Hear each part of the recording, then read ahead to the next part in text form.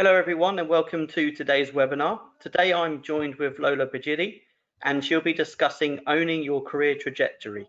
So in a moment I'm going to pass over to Lola, but just before I do, I'd just like to let everyone know that there will be polls throughout this presentation. So obviously they'll pop up on your screen for you to answer. And at the end of the session, we'll have a Q&A session with all your questions. Any unanswered questions, Lola has agreed to get in touch with you following the webinar, so hopefully we can get through all the questions, but she will get in touch. So without further ado, I'll pass over to Lola. Excellent, thank you, Paul, and welcome everyone, and thank you for attending the webinar. As Paul said, the objective of this particular webinar is to share key tips that will enable you to successfully own your career trajectory. Now, I would suggest you having a pen and notepad to hand, because there will be a few homework exercises for you to do as well, both during and after the webinar. So, the key areas of focus that we will be looking at today are your career trajectory planning. So we'll be looking at the how. We'll be looking at MSN, which stands for Mentor, Sponsor and Networking Strategies. And with that, we'll be looking at the why, so why these are important. We'll be also focusing on your career progression analysis, so the what, and two. And two stands for turning obstacles into opportunities. And on that section, we'll be looking at how to reframe your mindset so we do not get stuck in the negative. And as Paul said, any questions, we'll have a Q&A session at the end. And any we can't answer, then I'm happy to obviously converse with you on a one-to-one. Okay.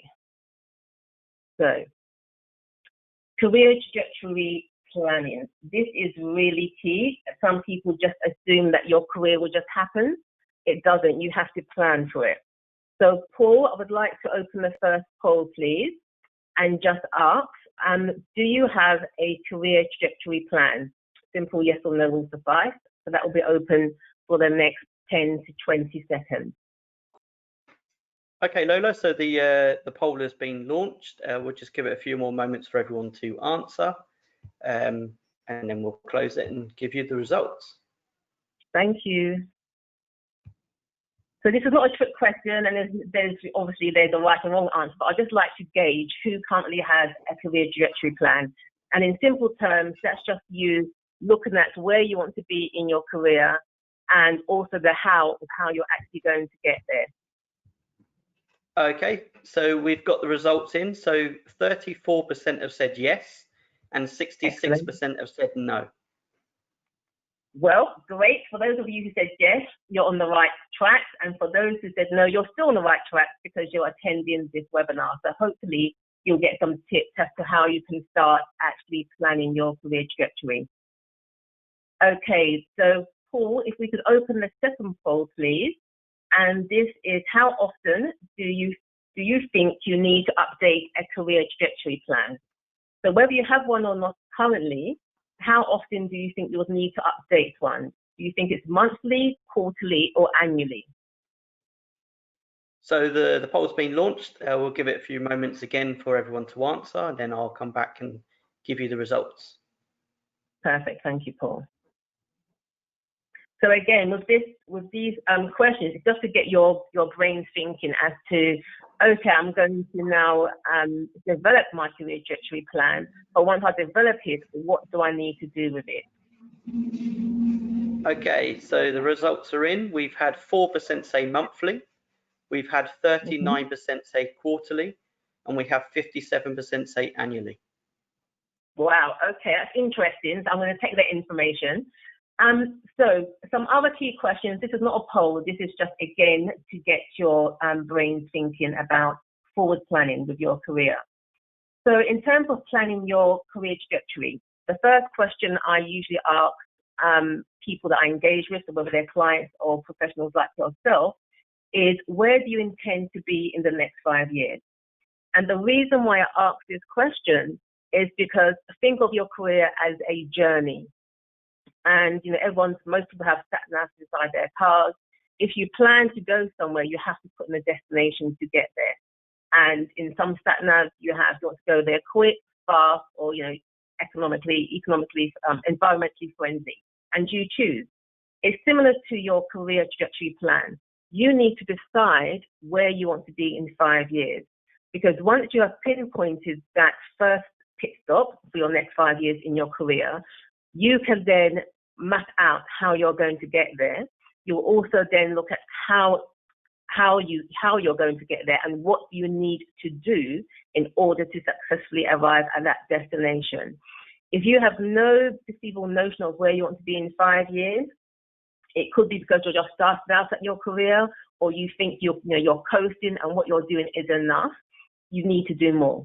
Okay, so think about where you want to be in the next 5 years. And if you're unsure in terms of, I'm not quite sure which angle I want to go into, I'm not quite sure which direction my career is going to take me, then look at your strengths, look at what you're good at, look at the sector in which you're operating in. Okay, so you have to find where you want to be in order to get there. It's not the days of whereby you enter a job and your line manager will promote you and push you are not in existence. You have to define where you want to be. And then secondly, you have to look at the skills you need to develop, or you need new skills you need to gain in order to get you there. In most sectors, skills and qualities, they develop quite rapidly. So you need to know in terms of your skill set, and I always say this, whatever got you to where you are today is not enough to get you to where you want to be to, even tomorrow, talk to the next 5 years. So look at the skills you need to engage and develop within yourself as a person, so your personal skills, and also the skills within your sector. Okay, so look at those skills and see which ones you need to develop and new ones you need to gain. Also, look at who do you have supporting you. So we'll go further into this within the MSN section. Look who you have to support you in your endeavors. So do you have mentor sponsors in your networking group? Who do you have to help you to get your destination? And they're not there to tell you where you're going to be. They're there to support you in helping you achieve your desired destination within your career. And lastly, I would say, what KPIs will be used to ensure you're on track? So as we know, KPIs are your key performance indicators. It's wonderful having a plan. So those of you who said you have a plan, that's great. But how are you tracking your progress? How are you ensuring that you are performing to achieve your ultimate objective?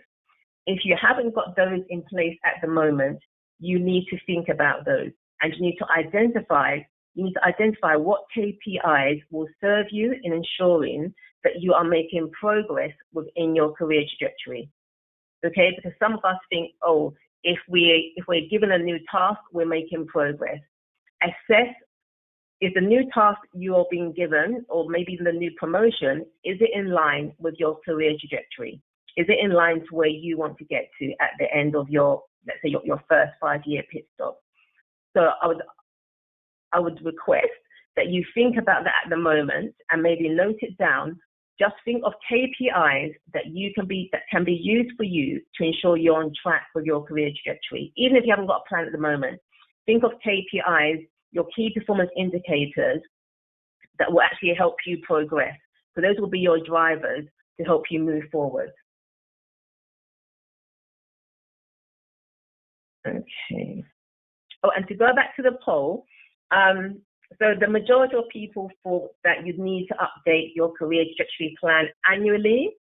No, annually for me is a very long time, okay? Because like a business plan, annual is your career trajectory plan is a live document. It's not static, it's live. So if you're getting feedback from colleagues or from your line manager about what you need to improve upon, that needs to go into your career trajectory plan. So that's part of your self-development. So for me, I update mine on a monthly basis, and for my clients I advise them to update on a monthly basis also, because it has to be a live document. When you get to annual, it's very static, and what you're doing, you're just tying it into maybe your end of year appraisals. but you should be working on your plan on a monthly basis. You should be tracking it at least quarterly. So what we're going to move on to next is how you can then look at a career roadmap and search for opportunities for yourself. So what you have here is my career roadmap from when I first started. So my background is in investment banking, and what you see are some of the places where I've worked, but more importantly, and this is what I want to extract from this particular segment, is these are the skills that I wanted to improve at each of these organizations. So I specifically entered these roles with the desire to improve upon key development objectives that I had for myself. These weren't ones that were given to me. These were ones that I identified within myself that would help me in my career trajectory plan.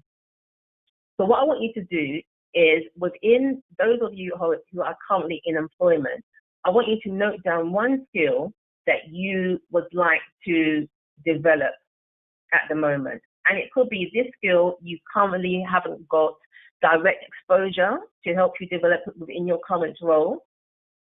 But what you need to do, you need to identify opportunities for yourself.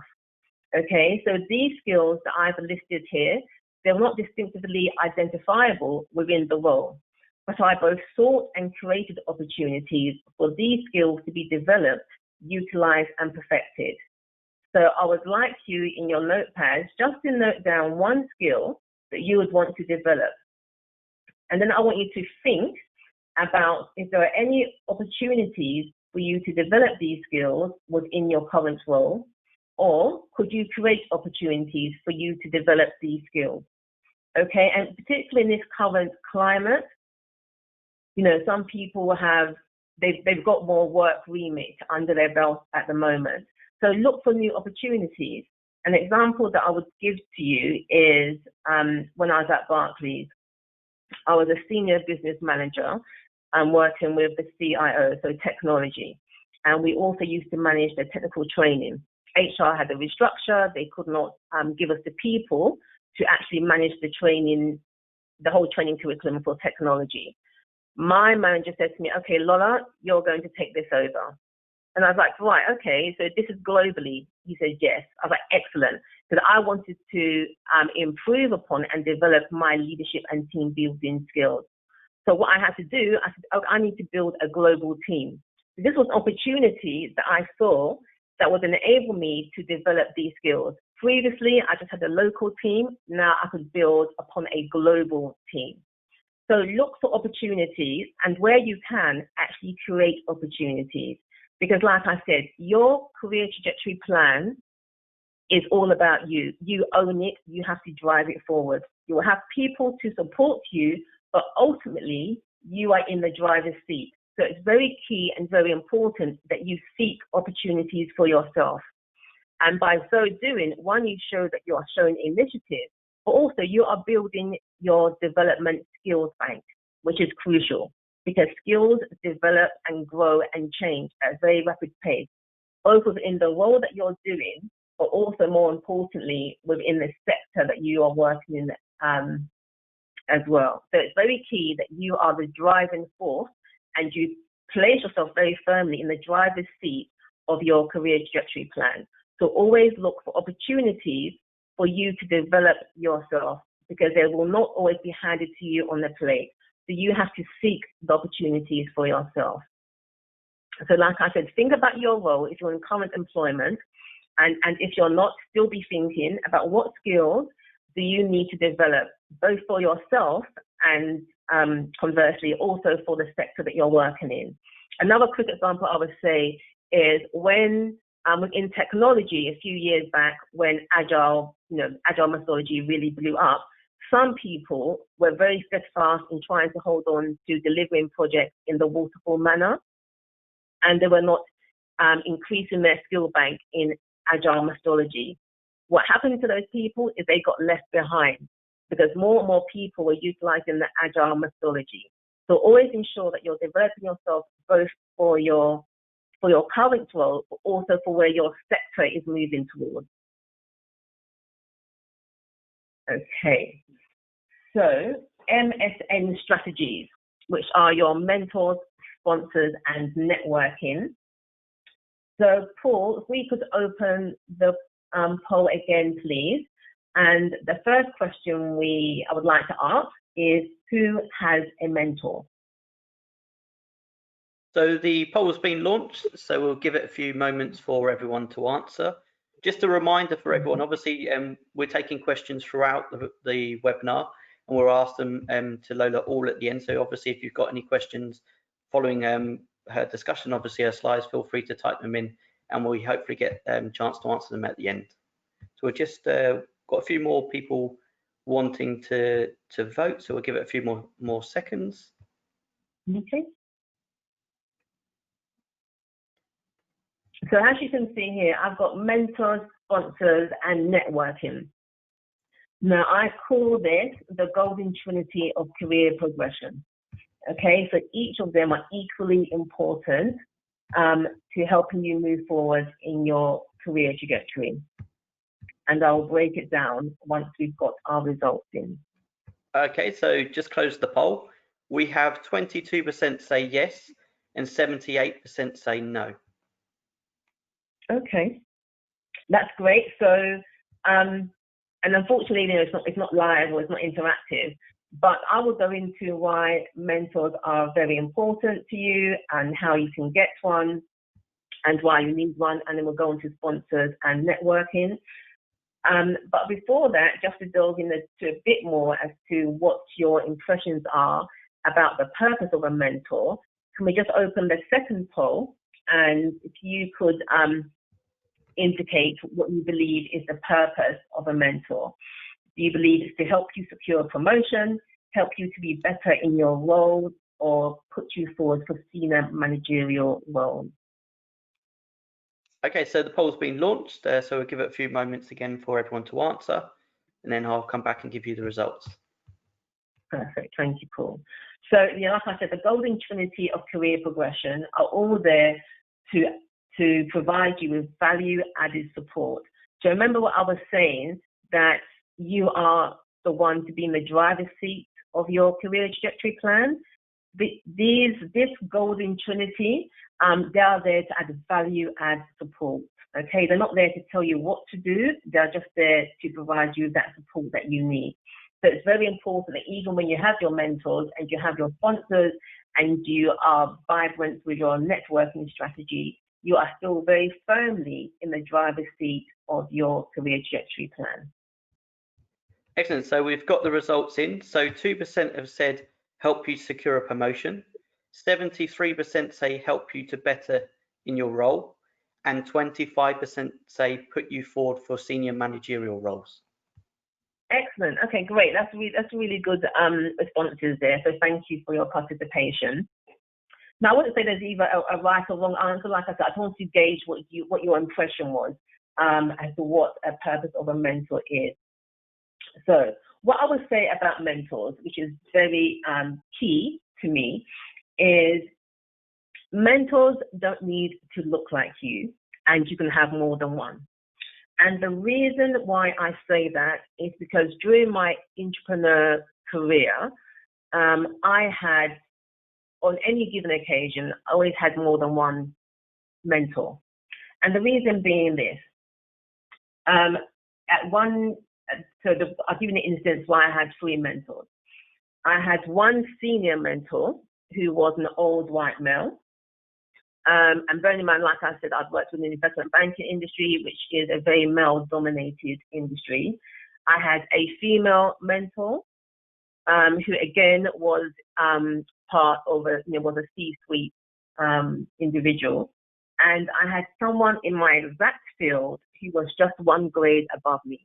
So that person was exactly where I wanted to be in 5 years, okay? And they were coming towards that tenure of where they were. So that was perfect for me. So when you're looking for a mentor, you have to actually write down what is it you are looking to benefit from a mentor, okay? So don't think you just, you throw yourself out there and you're glad to have a mentor. Not all mentor-mentee relationships work. And the reason for that is because you yourself are not clear as to what you want from a mentor. So you have to be very clear as to what you are seeking to achieve from that particular mentor. Okay, so what value add support are you looking to gain from them? So don't just say, I want a mentor. You have to make sure you get the right mentor for yourself. What are you hoping to achieve from them? And don't be shy about making that known to them, because that actually cuts out a lot of, that makes it easier for them. So when I was a mentor, I still am a mentor, but when I was a mentor, when I was working with investment banking, I wanted my mentees to tell me exactly what it is they wanted to get from me, because I'm giving you my time, okay? And you're also giving up your time. So let's be very clear as to what the objectives are, and that will make for a successful relationship. So when you are looking for a mentor, note down exactly what it is you want from them.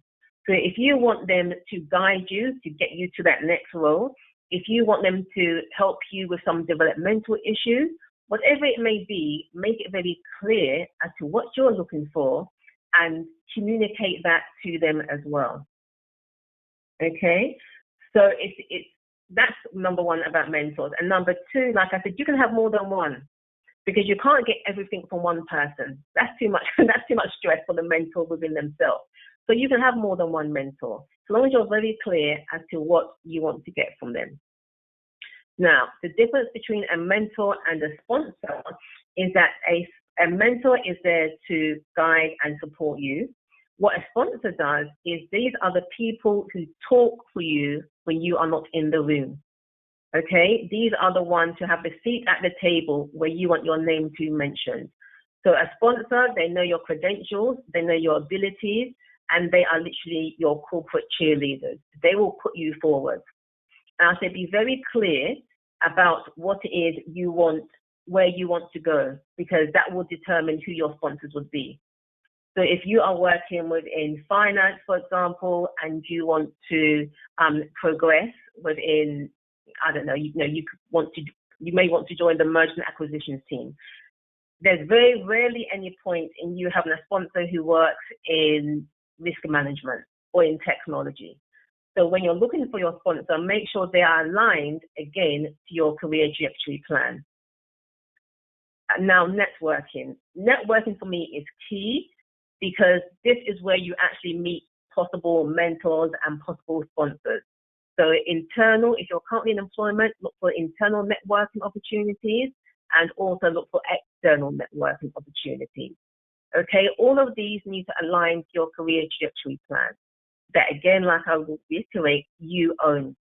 So when you go to networking events, the thing that turned networking events to quite an anxious experience for me, to a very enjoyable experience, was I devised a networking strategy.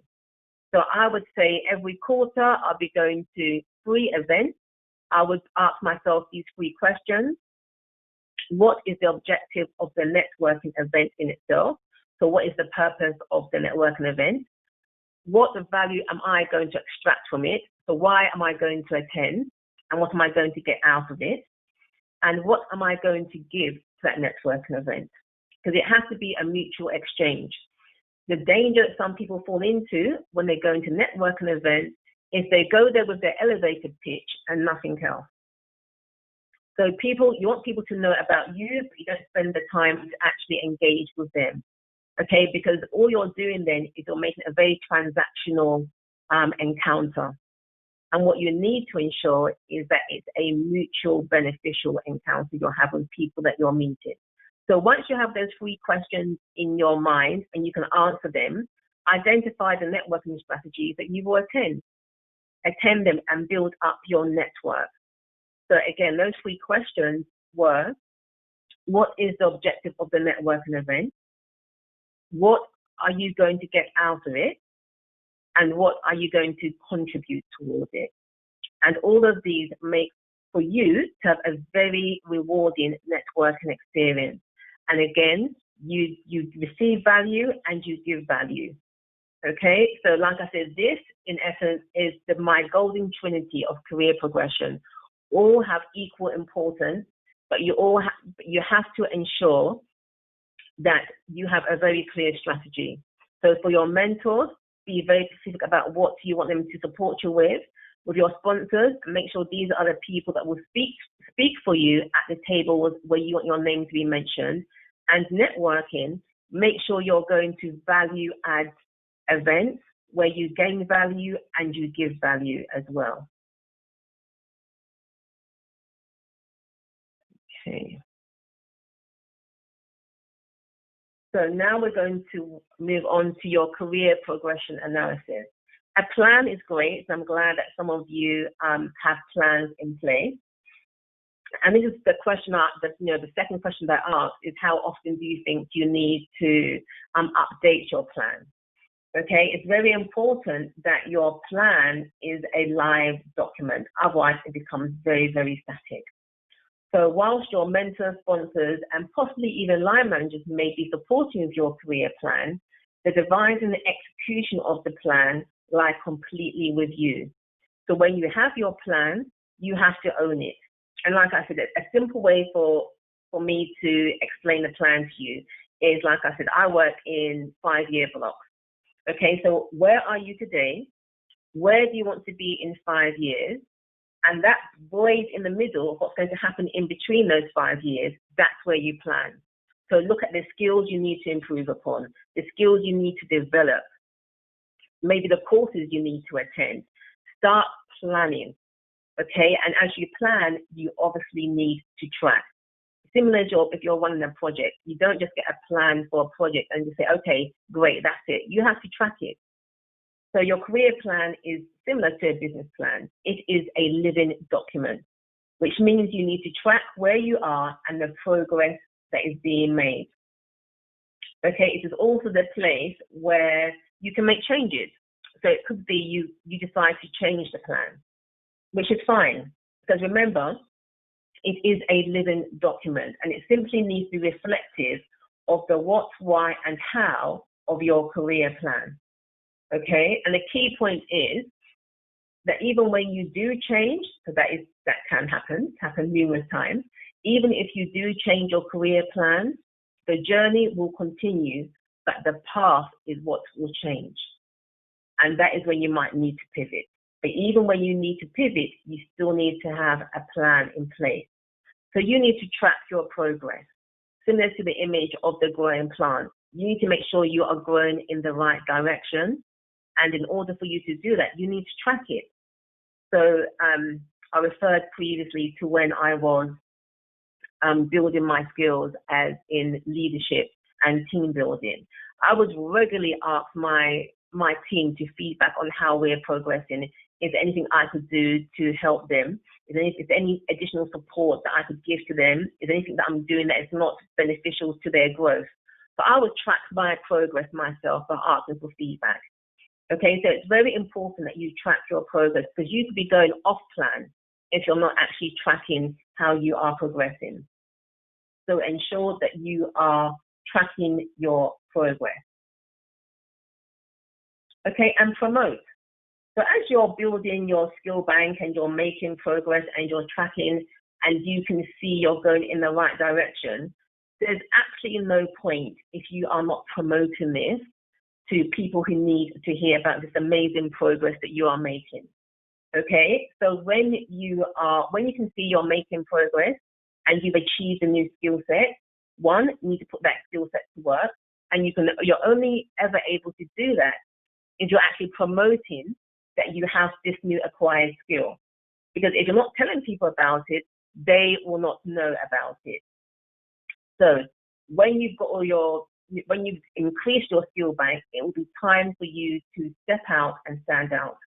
And like I said, once you've worked on your self-development initiatives, you've got new credentials, you've got new skills, they need to be shared. So put yourself forward for projects, enhance your brand, and let your skills get utilized and noticed. There's no time to be a shrinking violet. You have to shout about what you have done. Okay, you have to be very clear in letting people know you have this new particular skill and that you want to utilize it, and it will actually help increase your own confidence as well. So do not refrain or do not retract from sharing what you have done. It is very crucial that you are your your biggest cheerleader in effect, okay? Because no one can cheer for you if you're not cheering for yourself. So promote your abilities, promote what you're able to do and what you've learned as well. Because once you're doing that, you'll get opportunities to utilize them. And if you keep it quiet, no one will actually know what you can do. And that makes it even harder for people to find you.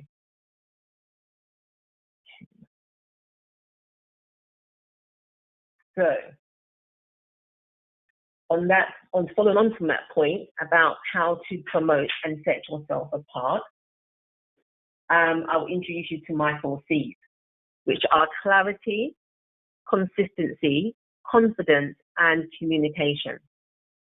Okay, so these are the things that I say are really beneficial when it comes to knowing how to promote yourself and not being shy about it either. So clarity. It is really vitally important that you know what your key strengths are and you are able to articulate them both on paper, so your CV, you're able to write it down, be very concise about what your strengths are, but also in person. Okay, people by people want to know what your strengths are, and they don't usually want to have to do guesswork to find out what they are. You should be able to tell them and convey what your strengths are. And as well as your strengths, it is even more important to know what your future skills, what the future skills are that you need to develop within your particular sector. So whilst you are developing yourself as a person and certain skills, as I alluded to before, look at your sector as well. And where is your sector going? And what skills do you need to develop within your sector to ensure you're always relevant and you are not redundant, in the sense that the skill set that you had 6 months ago, your sector has moved on, but you and your skill set hasn't. So you need to be current with where your sector is going as well as your own personal development. The two go together. So but be very clear on what your strengths are. Also be very clear on the skills that you need to develop to stay current and relevant within a sector that you want to work within. Okay, consistency. So when people know, the reason why I say consistency is vital is because when people know what they can get from you, it makes it far easier for them to reach out to you. Okay, because for me, when I was managing a team, I knew their strengths. They told me what their strengths were, which I promoted for them to do. Let me know what your strengths are, and I will know what projects will suit you and what projects you can work on. And I will also be able to give you projects that will stretch you and your strengths, so they will help develop you as well. But if you are not consistent with what you convey as your strength, I don't know what to give to you. Okay, so that makes you not a sure bet. So always ensure that you're very consistent in terms of what your strengths are, how you communicate them, and how you develop them as well. Another example is, like I said to you, the reason why I was requested to take on the training was because my manager at the time, the CIO, he said to me, listen, we need to take on training. Do you want to do it? Do you want to head the training department? And I was like, oh, yeah, okay, I can do it. And I asked him a question. I said, so why did you give it to me knowing I haven't got a background in HR? And he said, simply because this is going to require a lot of work. And I presented you, he said, whenever I present you with a problem, you give me a solution. Okay? He said, you are literally our solutions manager. And because of that, because I was consistent in my approach to what I do and I was growing my skill set, I was his first point of call. And that's where consistency pays off, because you then get to stand out. Okay, confidence. Confidence is key. For me, confidence has always been a key attributor in ensuring that you do stand out for the right reasons. Okay, so when you show that you are confident in yourself, people are confident in you. So how do you prove, or how do you demonstrate your confidence as such? You demonstrate your confidence by showing up. And that means you are not you're not a backseat passenger. You are very much present in your role. And what I mean by that is you come with solutions, you ask relevant questions, you show that you are, like I said, you show that you are present. Don't shy away from asking questions. Don't shy away from putting forward your solutions. So with a graduate program that I was running previously, I had to give some crucial advice to a young lady who was very bright but didn't come forward with her questions at the pace that other people were. And she then started to doubt her confidence or her abilities.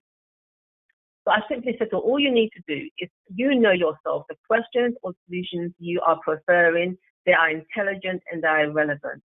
Don't hesitate. Count to 3 and state your question or provide your solution, because you are letting other people get ahead of you because you are not speaking up.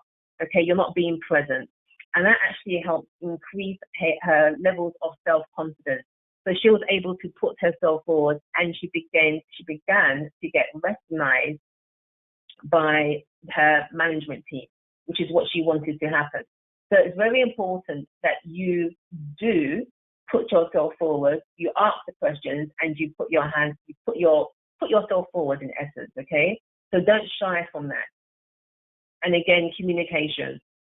Communication is absolutely vital. You need to know how to present yourself. You need to ensure that people know who you are. And let's say that not as an egotistical thing, but you need to be present. And in order to do that, you need to, so it all ties in nicely with the 4 C's. You need to be very clear, have the clarity around what your strengths are. You need to be consistent with your strengths, continuously improve and develop them. You need to be confident that you have the abilities to take on projects and put yourself forward, because you know in yourself that you are developing yourself and you are, you're tracking your progress. So you know you're not static, you're making progress within your skills bank and within yourself as a person. Lastly, you need to be able to communicate this to the wider audience. Keeping it to yourself does not pay. You need to be able to communicate it. Okay, you need to be an active player, and you need to be able to communicate it to your wider audience. And in terms of communication, if anyone struggles with communicating in a public forum, here are a few tips. I would say videotape yourself. If you have to do a presentation, just record yourself actually delivering that presentation.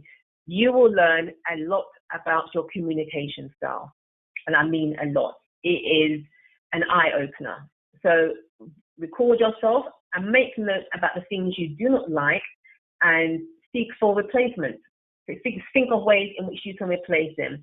So if you have some word fillers that you use, the word fillers are your actually clearly okay. So every time you're going to use your word filler, pause and think of something else. Okay? Also, don't feel the need to fill all silences. A mentor said it to me one time, very early on in my career, and it stuck with me. He said, there's not all silences that you need to fill. You can give yourself a 5-second breather. You can allow the audience, which allows the audience to assimilate the information you have conveyed. And conversely, give yourself 5 seconds to concisely frame a response when you're asked a question. So like I said, record yourself, look at how you present, look at hand gestures, look at word fillers, look at things you want to change. Make notes, practice it again, practice upon practice. You become more confident in your communication style. Oh, and a quick tip, and hopefully if there are questions at the end, I'll be able to share this with you. We all have different ways in which we communicate and how we are received via our communication styles. Some of us need to be very bold, some of us need to be very passionate. You need to find the best way in which you're going to make a positive impact with your audience. And you'll utilize, once you know that you get your message across much more concisely and with much more impact, if you are passionate, then be more passionate. Okay, so find out what works for you and utilize it.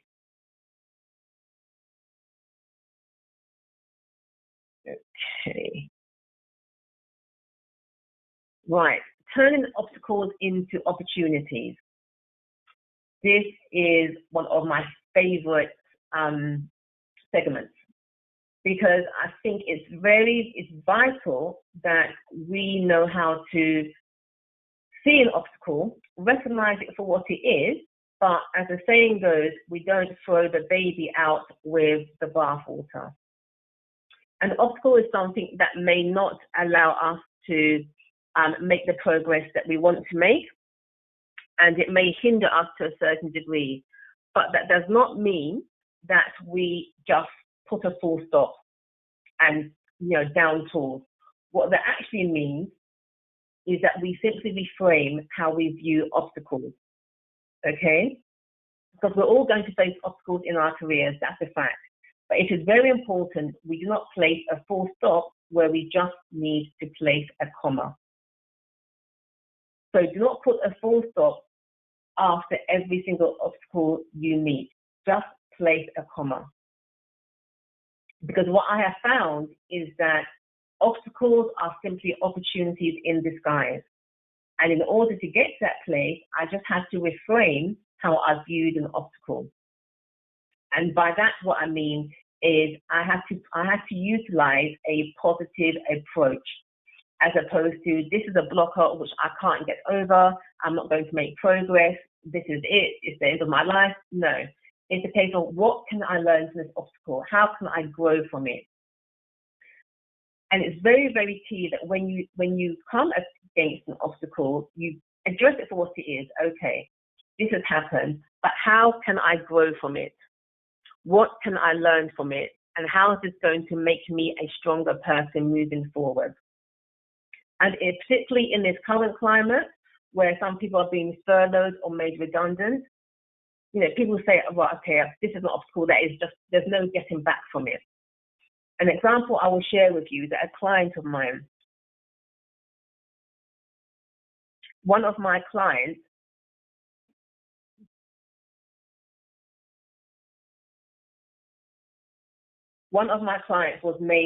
was furloughed during COVID, which was obviously very unfortunate. So he was like, well, my career is not going to move forward. I'm stuck. I don't know what to do. So I just said to him, okay, that's fine. But don't forget your career progression plan. What you intended to do was actually look for a promotion. You were seeking a promotion with your employers, which was correct. So what he then did, what I said to him was, okay, what we can do, we can now look for a new role for you in the same sector, but at that level that you wanted to be at initially, that you're seeking that promotion for within your company. And by so doing, we then started looking for new roles for him. So what he did was that he then he started looking for new roles. We prepped for his roles, prepped for his interviews, and he then got a new role. He landed a new role at that level he was seeking to get at within his old company. So what actually happened was that he was then able to actually progress. He was actually able to accelerate his career trajectory plan. Because he was looking to get a new role in his old job, or what happened was that he was able to land a new role 2 years earlier in a new organization at that level that he wanted to be promoted at his further role. So he saw that initially as an obstacle, that, okay, this is actually going to be a setback for him. But what happened was that he was actually able to move forward in his career. So don't think every single obstacle is something that is going to, floor you, it's going to knock you off your feet. Look at it as in, where can I find the opportunity here? Always seek for the opportunity. Because otherwise, if you just look for an obstacle, you won't make the progress, and you could actually be retarding your own progress. Okay, and again, if you want to go for a promotion and you're informed you don't have that skill set, it's very simple. You go and get yourself trained in that particular skill set. You increase your skill bank. So always look at obstacles as opportunities.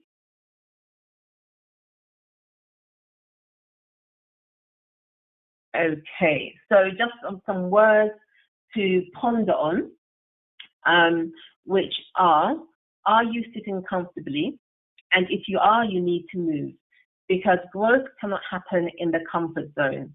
So it's very, very important that when you're looking at your career trajectory plan, when you start to develop it, it's always about growth. It's about moving forward. It's not about being comfortable or getting comfortable. It is about moving forward in the direction that you want to move in. So if you are looking at where you want to be in the next 5 years, at any given time, you should be looking to grow and develop yourself.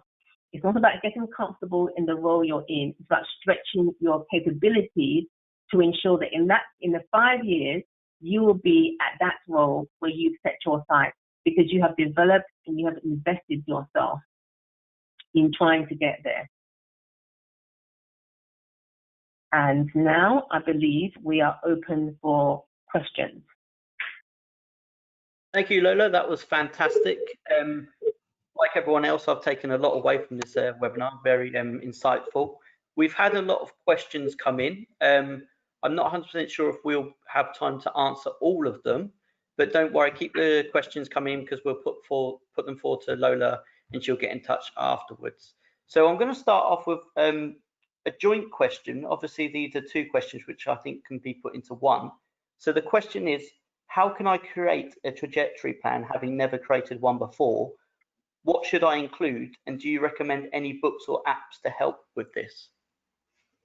Okay, so I would say, but if you've never created one before, if you're in a current role, look at where you want to be in 5 years and write it down. And if you're on LinkedIn, which I hope you all are on LinkedIn, find someone who has that current role and look at their experience. And it's not about imitating what they have, but it's looking at the skills and the qualities that they have built in order to get where they are. Okay, that's the first thing. The second thing is, it's a very simple template. The ones that I use with my clients, it's literally an Excel spreadsheet, excuse me, with quite a lot of information that goes into it. So break it down into levels. Excuse me. Look at where you are and the skill bank you currently have. Look at what you need to do. So break that into intermediate, advanced, and where you want to be in 5 years. Look at your personal skills. I call them soft skills. Look at credentials that you may need, so certifications. Excuse me. And look at specific skills that you would need for your sector.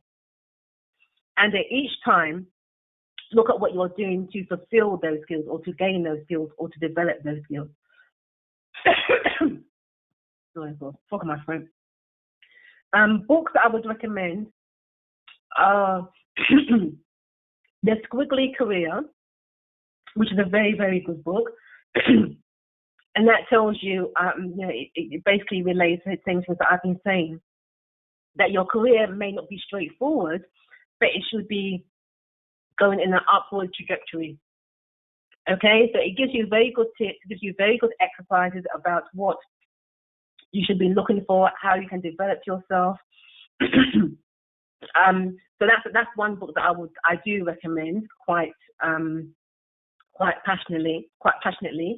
But yeah, in terms of templates, like I said, you can develop your own template. There's no science to it. What I would say is that you have to be very clear as to where it is you want to be in 5 years.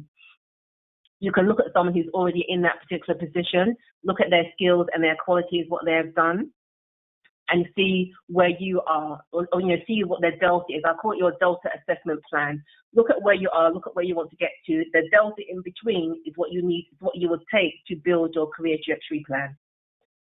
I hope that makes sense. Thank you. Excellent.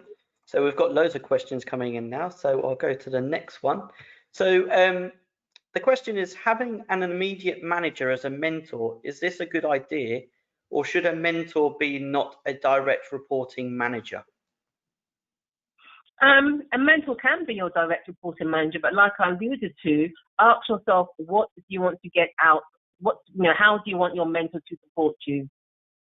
It's not so much, they have to be whether they are not your direct line manager, but are you very clear about the support you want them to get, about the support you want them to give to you? That's number one.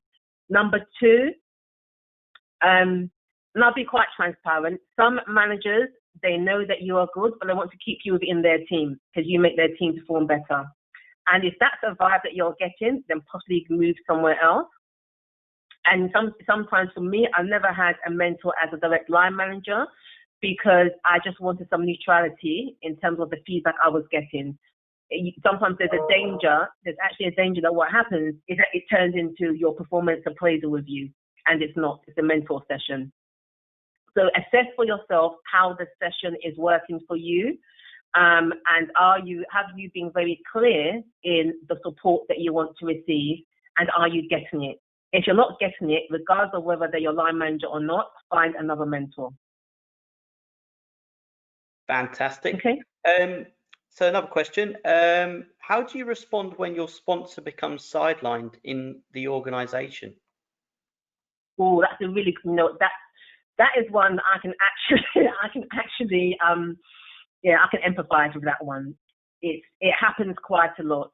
The only thing you can do is you have to get a new sponsor, because when they're sidelined, if they've moved out of the function or the department where they are your seat at the table, where they are your voice at the table, and if you still want your name to be mentioned at that table that they are no longer part of, find yourself a new sponsor. Still maintain that relationship if it's working for you, but just know that if they're not able to speak for you at the table where you need to be represented, they are not your sponsor. You need to find a new sponsor. Thank you. So we've got loads of questions coming in now. So how do you overcome the obstacles based on internal politics or glass ceiling for women executive leaders? Well, this is an age-old one, as I'm sure we're all aware of. You keep going. You really and truly keep going. You look for opportunities. You ensure that you put the work in within yourself, and you take chances. And it doesn't mean you take, ridiculous chances, but put yourself forward. Do not wait for someone to put you forward. Put your hand up where you can, okay? Because particularly the gender ceiling, glass ceiling as it were, information statistics from various sources such as McKinsey and Forbes, and I think HP did a study as well. It's factual that females, particularly early on in their careers, so between in their 20s and 30s, when they're applying for roles, they will ensure that they meet at least 90% of the criteria of the spec. Their male counterparts, on the other hand, will put themselves forward if they meet 60%. And that is the attitude that we all need to have, quite frankly. So when you're looking for roles, if you meet 60% of their criteria and these are your strengths, and you know you have the ability to learn and learn fast, the things that you do not know, put yourself forward. It's a ceiling that we're forever trying to break, along with many others, but you need to keep going. Office politics will always be there. Office politics will always be there. Sometimes it will actually involve you having to move out of a department. It may mean that you're having to move out of an organization. Okay? And one key thing I would love to say here is look at the values of an organization. They don't always match the organization or the department that you're working in. But when you see organizations that both meet up with what they say in the public as what they say behind closed doors, those are the organizations that will help you in terms of getting to where you need to be as an individual, regardless of gender. So a website that you can look at is Glassdoor, so www.glassdoor. And what that does, that gives you insight from employees who actually work in organizations about what it's actually like to work there. If you're going for a new role, it's very good to do your research about companies you're going to work for. But in terms of the gender scene in office politics, you just need to push past the noise and make sure you make your voice heard in the right circles. Don't get bogged down with office politics. Do your role and do it well. If you are being blocked, if you're being blocked, look for an opportunity to show your brilliance. and even if that means looking elsewhere. Thank you. Excellent. So we've had another question come in. It's around if you could explain the difference between a coach and a mentor. Okay, so a coach, for example, so I'm a career strategy coach. What I do with my clients is I tell them I say, where do you want to get to, and I actually help map out their career trajectory plan. A mentor will support you and make suggestions to you. Okay, a mentor is there to support you both informally and formally. Maybe put you in touch with people that can help you. But with a coach, particularly a career coach, it's very much there. We use theories and we use tools and strategies that have been proven to work. Where mentors, they're using mostly their experience and their network to help support you. Fantastic. Yeah, that's good. So we've got another question. How does one identify sponsors under the MSN? Being an outstanding performer in my workplace, wouldn't that just earn me sponsors under the MSN? No, I think in terms, sorry, can you just repeat that? Yep, so it's saying, how does one identify sponsors under MSN? Shouldn't being an outstanding performer earn sponsors under MSN? No, it doesn't. That's a very common misconception. That is going to help you get a sponsor. It doesn't. There's a very limited space in terms when it comes to if you're looking for a promotion, there's limited ability. Okay, so being an outstanding performer is great, but quite frankly, that's what they're expecting. If you're mediocre, you'll probably in this particular climate, they will just ask you to leave because in essence you're just a bum on the seat, figuratively speaking, obviously. But in terms of being an outstanding performer, that is great. But have you voiced to anyone that you want to move forward in your career? Have you voiced to anyone that you want extra opportunities? Have you voiced to anyone that you want to make progress? Have you voiced to anyone that you have a career trajectory plan that you want support in achieving? So having a sponsor is someone who knows that you actually want to move the dial in your career. Okay? Being an outstanding performer just shows you are good at your job, in essence. I've had outstanding performers who haven't wanted to move forward in their career. They wanted to stay at that particular position that they're in, which is great. That's fine for them. I've had people who have been listed as very good in terms of a performance review, and they said, but you know what, Lola, I want to push forward. I want to do this. I want to do that. I will sponsor them, not necessarily for promotion, but I will sponsor them for projects where they will have the opportunities to grow and develop themselves in the areas that they have indicated to me. So if you want for you to identify a sponsor, look at where you want to be and look for people who have seats at those tables where those decisions are made for you to get those opportunities. And you then reach out to them. And this is the thing about confidence as well. You have the ability to reach out to sponsors and ask them to sponsor you. Obviously, as a meeting first to engage where they're at, but you have to make the first call. You have to reach out to them. And that's the difference between being present in your career trajectory plan. You need to be in the driver's seat of this. So you need to reach out. And being outstanding is great. It's wonderful. But unless you have conveyed to someone that you now want to move forward, your name is not in the pot. So you need to make sure you're in the driving force, you've reached out to a sponsor, and you've made it very clear what your career trajectory plan is and how they can support you in achieving it. And also, don't forget to add what the benefits will be reaped by the company in them being your sponsor, in a sense that you're going to bring innovation, you're able to do this, you're able to do that. It has to be a mutually beneficial exchange, obviously. Thank you. Excellent. Unfortunately, we're out of time for the session, but we've had loads of questions come in.